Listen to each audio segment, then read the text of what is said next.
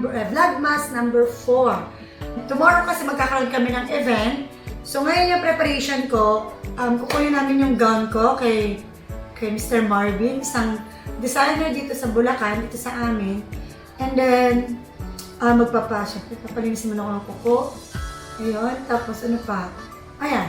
So, mag-start na ulit yung araw ko ngayon. So, siyempre, una, huwag lumabas ng pangit. At dahil kakapanood ko ng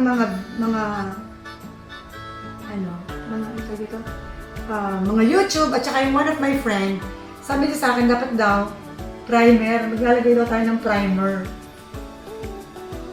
Para saan yung primer? Moisturizer ba yun? Ano yun? Base ng makeup. Saan? Base ng makeup. Base ng makeup. Para ma-close yung pores. Para ma-close daw yung pores. Ganyan. So, natutunan ko, kasi nanonood ako sa kanya lagi sasabi, tsaka yung friend ko, yung dalawang friend ko, ayun, si Ella, tsaka si Angel, yun nga, namin na may primer. Saka si, yung nag-makeup sa akin nakaraan, friend ko din, si, yung nag-makeup sa atin. Ay, si Nelson, grabe naman. Sorry na, memory gap kasi talaga, eh, ko ba? Friend ko naman sila, minsan si Ella, nakakalimutan ko yung pangalan niyo, di ba? My God. So, katagal ko nung kaibigan ko na yun, pero, pag enough naman na to. Sabi kasi dun sa may Revlon, mas maganda daw kasi gamitin lang natin yung hands natin. Kasi napupunta sa sponge. So, sumunod ako. Ayan. So, Revlon Photo Ready Prime Anti-Shine. So, yung ginamit ko. Tapos, ito yung laging ginagamit yung tinted moisturizer, new color sa new skin.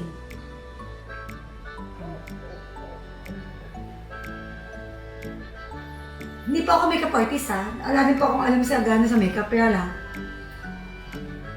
Sineshare ko lang din po sa inyo yung yung pang daily makeup ko. Na no makeup, ang tawagin. Kaya lang medyo nadagdagan, may primer na ako ngayon. Saan ba ito ginagamit? Dito? Bumili pa naman ako. Bumili ako nito kasi nakikita ko may ganito sila. Ano yan? Kailangan yun ako siya. Kasi kumari. Yan. Ang patagal. Para saan ito papamantay? Ang blend. Ang blend. Sami kasi ako sa kamay.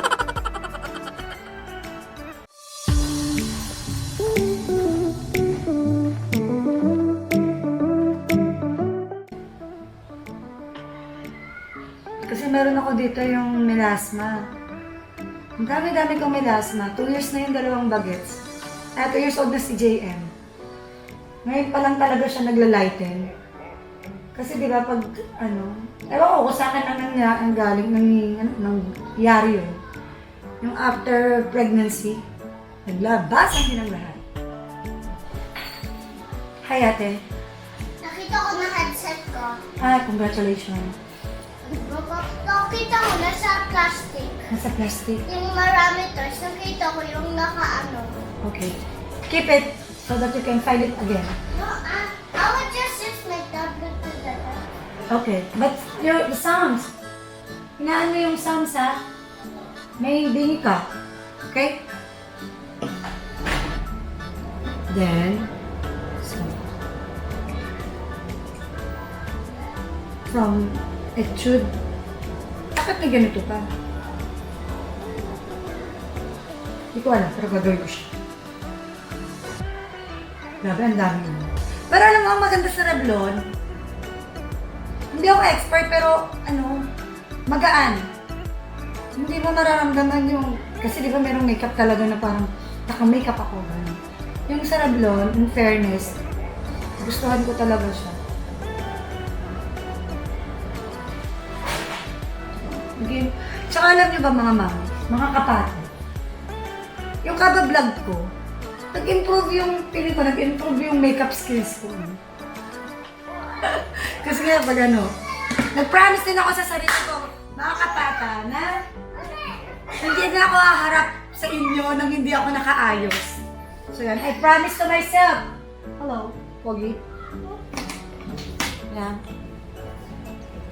Love you. Ah.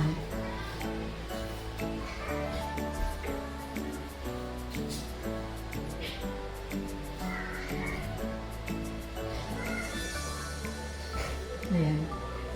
Ano to? Revlon din. Rose Balm. New shade.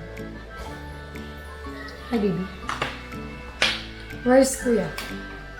Lagay na ako ng lipstick kasi feeling ko. Ito rin Revlon din to. Nagustuhan ko talaga siya eh. Hindi ko alam kung sobrang late na ba ako. Pero...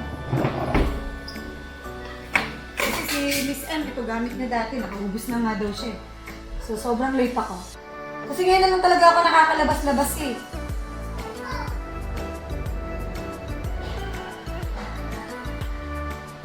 Ngayon talaga ako, parang ngayon lang ako nakaka-relate.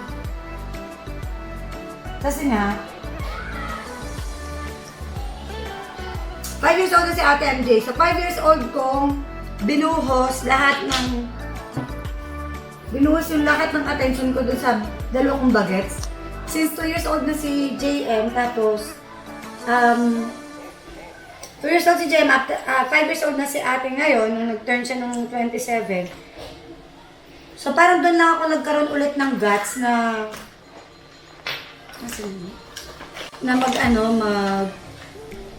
mag-makeup.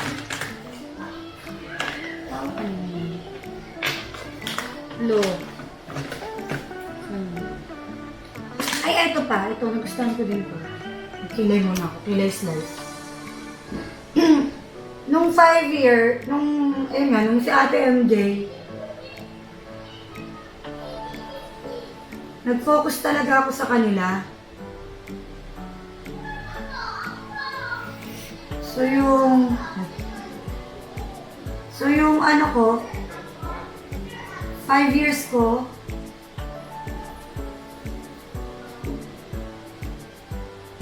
yung tipong hindi talaga ako naglalabas ng bahay, hindi ako nakaka-relate. Kung nung araw, si Lola Ella, pag tinawagan ako noon, agad-agad, nakakasama ako, nakakalabas ako. Nung nag-anak ako, hindi mo na ako mahagilap ng mga panahon na yun. Kasi, nagustuhan ko to, itong Revlon na to. Revlon din to eh. Revlon yung pinaka-ano. Sobrang ano siya. Kasi meron pa rin itong powder na.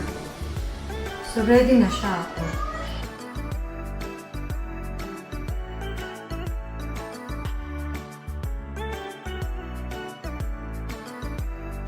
Sa ating mga mami, sa mga bagong ano dyan, meron akong naging mali kasi akala ko kasi dati nung nagbubuntis ako nun. Kasi nung dalaga ako, sobrang maarte, sobrang vain ko.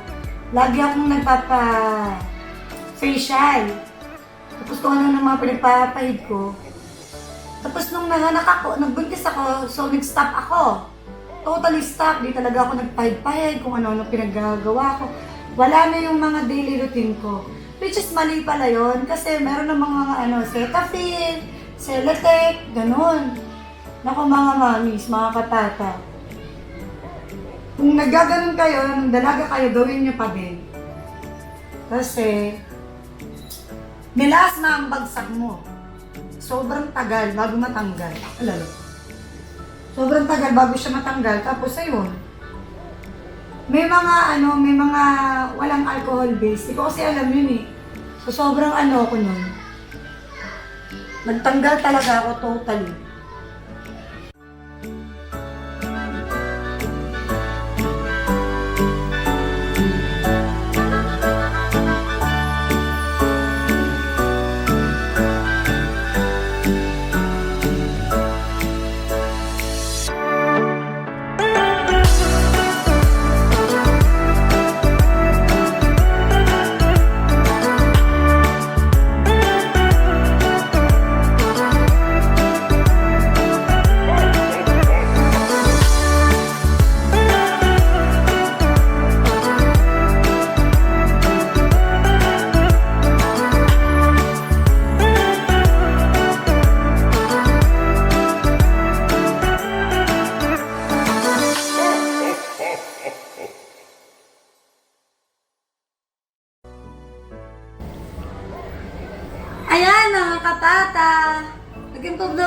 po.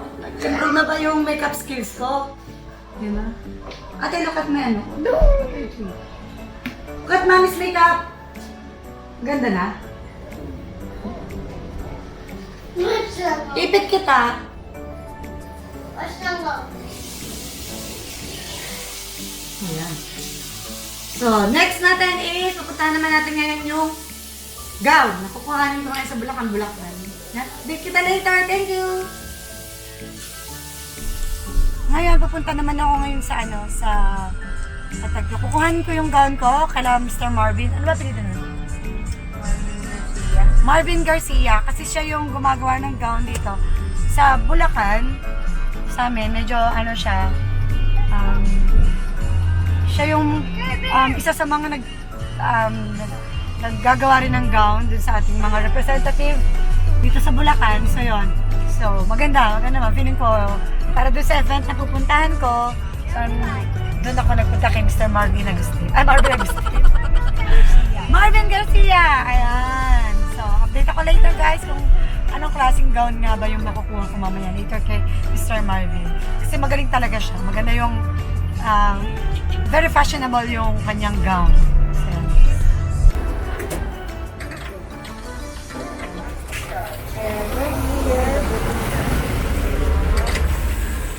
So, nag-vlog ako ha. Okay lang? Sukat mo? Okay lang, nag-vlog ako? So, ayan guys, we're here at Marvin Garcia. Sa fashion designer. So, most likely, dito sa Bulacan, siya yung nagbibihis sa mga nagko-competition, yung mga representative ng Bulacan. Oo. Ayan. So, ito, Ano ba yung Day? para makakuha ko ng award for elite. So, ito yung gagamitin Suot ko. na. Susuot ko ngayon. So, ito-try ko. Saan ka? Dito lang tayo. O, go sis! Saan? Okay. Ito na po. Sisipper na po namin. Sena! Senang nanay nyo. Oo nga. Okay lang. Okay lang. Alam mo na. Wala na. Di ko kita picture kasi. Project yung katawan.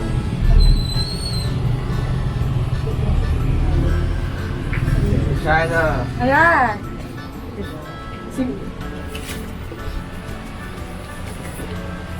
Precious. Yeah. So yun, mga kapata.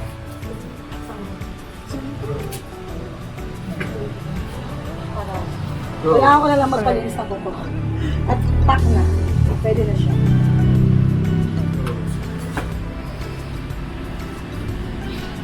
Pak. Diba? Kasha. Taray! Si Bakla o amor. Pag tumanggap ng award talaga. Diba? Basta. So yan. So yan, mga kapata. How do I look? Siyempre pag naano pa yan, nagkaroon pa ng accessories na skin. Masabi. Tapos hindi naman siya babos. Ano, okay.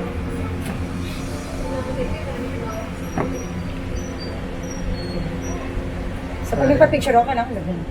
Makita yung legs. Sayang naman. Oo, ubus na kabataan ko. Ano palang kabataan? Ayan. Okay na. Okay na. So yan, mga kapata, kung gusto niyo, kung malapit lang din kayo dito sa Bulacan or malapit lang kayo, so I'm so proud to say, nandito sa May Matuwaw, meron kaming isang Marvin Garcia fashion designer. So yun, di ba? Nakakatuwa. So ayun, nakuha ko ng aking gown. Dito ka lang. Marvin Garcia, isang fashion designer. And ayun, diba, nakakatuwa. Meron ng mga marami pa namang fashion designer dito sa Bulacan na talagang magagaling din.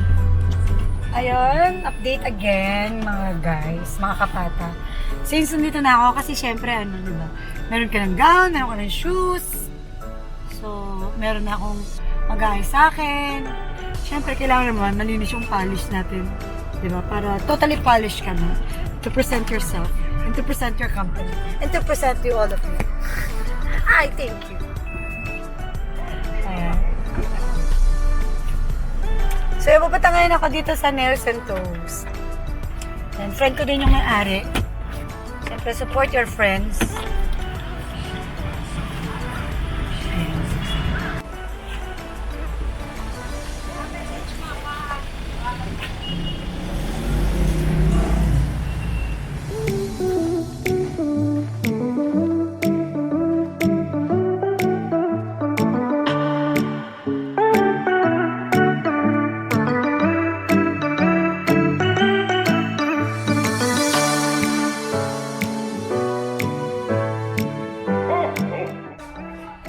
Ayan, so nakatapos na ako sa isang nail. Ayan, sa isang hand. Talaga na lang siya ng accent ni ate.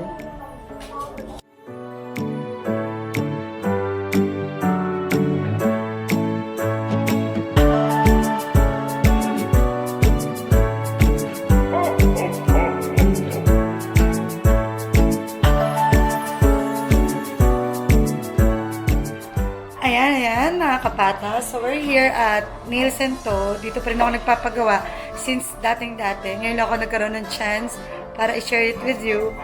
So, ito yan. Ayan. Tapos na yung nails ko. So, for tomorrow. So, sobrang ready na ako for the event ng Elite Awards. So, yun. So, kita-kits tayo sa Soler at doon. So, yun. Yung Nails and Toe, dito din sa Giginto, Bulacan, sa may poblasyon. Doon sa may Agata Square. Ay, tama? Agata Square. So, yun, dito yun, guys. So, sa mga tao gusto magpapampam at magpaganda ng kanilang mga nails, actually, lahat na inaano nila, ino-offer na nila eh. Pati yung massage, pati yung gusto nyo magpaputi, gusto nyo magpagawa ng kilay, kung anong-ano.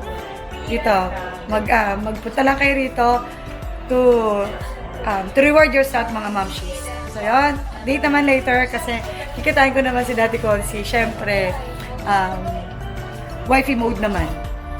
Thank you.